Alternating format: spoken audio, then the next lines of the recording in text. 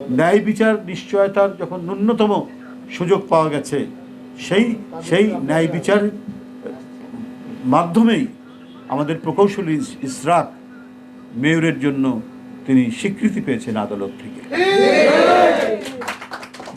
তো সেই ক্ষেত্রে আমি মনে হয় যে কারো কি বলে সামাজিক গণমাধ্যমে বা কোথায় কি লিখলো বললো তাতে কোনো যায় আসে না।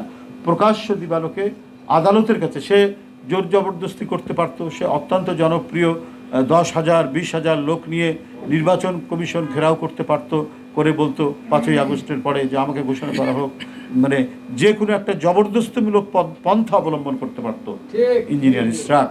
তো সেটা তো সে করেনি, সে আইনি প্রক্রিয়ায় গেছে।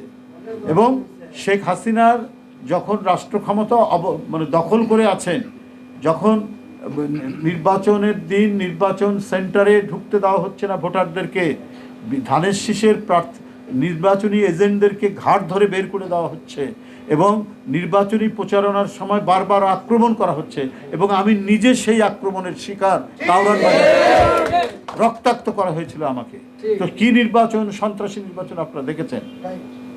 তো সেই অবৈধ নির্বাচন, সেই ভোট ডাকাতির নির্বাচনের বিরুদ্ধেই ইঞ্জিনিয়ার ইসরাক মানে ন্যায়ের আদালতে সে সেই সময় মামলা করেছেন। সেই মামলার ফলাফল এতদিনে পেয়েছেন। এটা অত্যন্ত ন্যায়সঙ্গত, এটা সুবিচার পেয়েছেন, এবং ইনশাল্লাহ সেই সুবিচারের মধ্যে দিয়েই জনগণের মেয়র জনগণের কাতারে ফিরে এসছে। আপনাদের কাছে তাই বলি, আজকের এই ঈদের প্রাক্কালে আমরা বারবার বলেছি মানুষের যাতে দুর্ভোগ পোহাতে না হয় কোনো ক্রমেই, এইটা এই সরকারকে দেখতে হবে। এই সরকারেতে অনেক মন্ত্রী নেই, অনেক কিছু নেই, অল্প কিছু মানুষ নিয়ে সরকার, অন্তর্বর্তীকালীন সরকার, তারা তো অনেক কিছু মানে দেখে চট করে সেই ব্যবস্থা নিতে পারবে। তো এখনও মানে 122টা গার্মেন্টসের শ্রমিকরা কেন বেতন পায় না, এটা তো একটা বড় প্রশ্ন।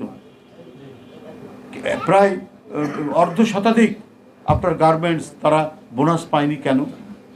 তো এটা তো সরকার হচ্ছে মালিক পক্ষ এবং শ্রমিক পক্ষের মধ্যে একটি লিয়াজো অফিসারের ভূমিকা পালন করে। তো এই জিনিসগুলোর দায়িত্ব তো সরকারের উপর বর্তাবে। একজন শ্রমিক যদি না খেয়ে থাকে, এই ঈদের আগে যদি সে যদি বেতন না পায়, তাহলে তার পরিবার সেই ঈদের আনন্দ উপভোগ করতে পারবে না।